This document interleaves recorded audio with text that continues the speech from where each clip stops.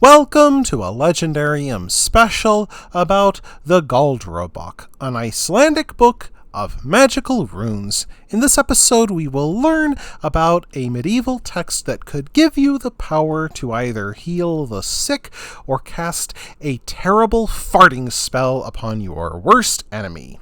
For centuries, Icelanders used magic for both everyday purposes and matters that their neighbors would likely frown on. Magic helped Icelanders find reason in an unreasonable world and predict the unpredictable. It is telling that many medieval grimoires or magical books are read today, even though we supposedly know better. One such grimoire is the Galdrabok, a document of late medieval belief systems in Iceland.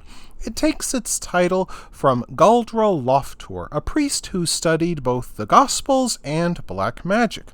According to lore, he once ironed the hands and feet of his maid before putting her in a harness and riding her home through thin air.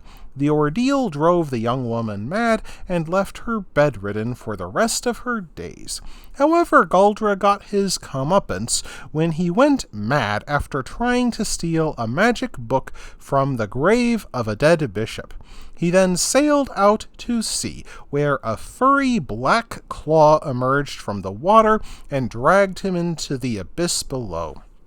The Galdrabok was written during the Reformation in Iceland, but only translated into English by Stephen Flowers in 1989.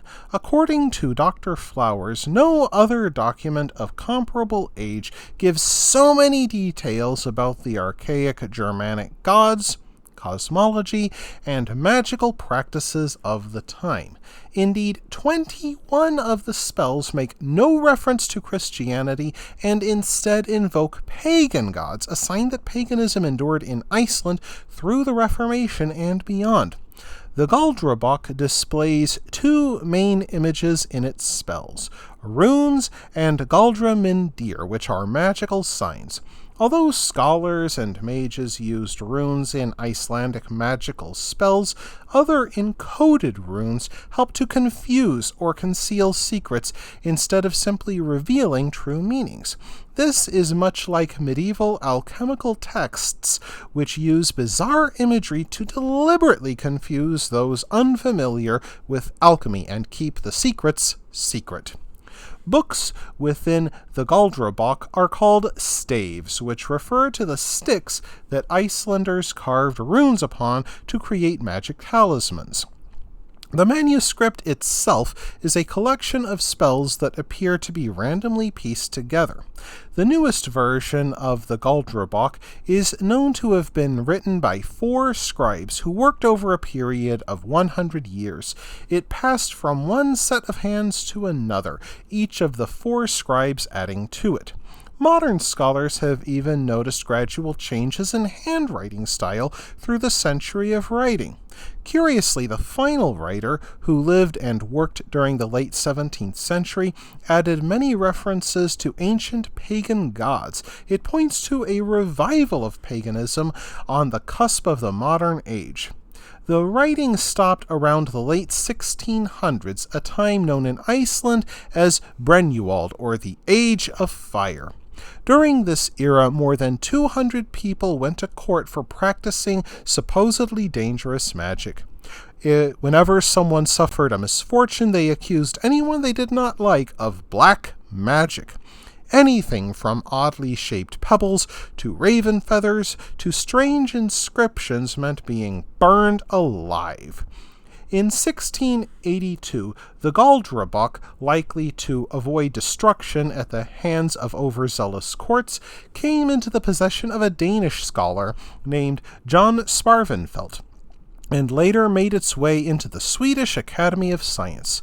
2 kinds of spells are found within its pages. Some spells work partly through the power of prayer to God or the gods.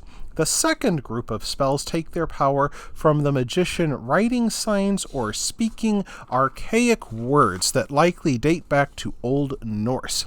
3 of the spells involve neither, but are simply potion recipes similar to those found in leech books, as people called physicians' manuals at the time. Most of the spells involve carving runes on sticks or staves. Making or wearing them could supposedly curry the favor of powerful men, incite fear in one's enemies, or put somebody to sleep. A spell for exorcising demons involved writing runes upon the scalp of a horse using a mixture of seal, fox, and human blood.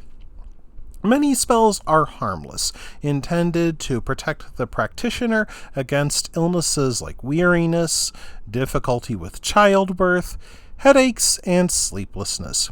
Some of the spells are quite hilarious. Spell 46 is called the Fart Runes, a stave that will, in the words of the Galdrabok, strike your enemy with bad gas, and all of these will plague thy belly with great farting. May thy farting never stop. However, some are more sinister. Spell 27, for example, when placed on someone's food, will make them sick and unable to eat all day. Meanwhile, Stave 30 is designed to kill another person's animal, a heinous crime in a farming society. There are also staves to prevent your house from receiving unwanted visitors, catch thieves, or win a legal case.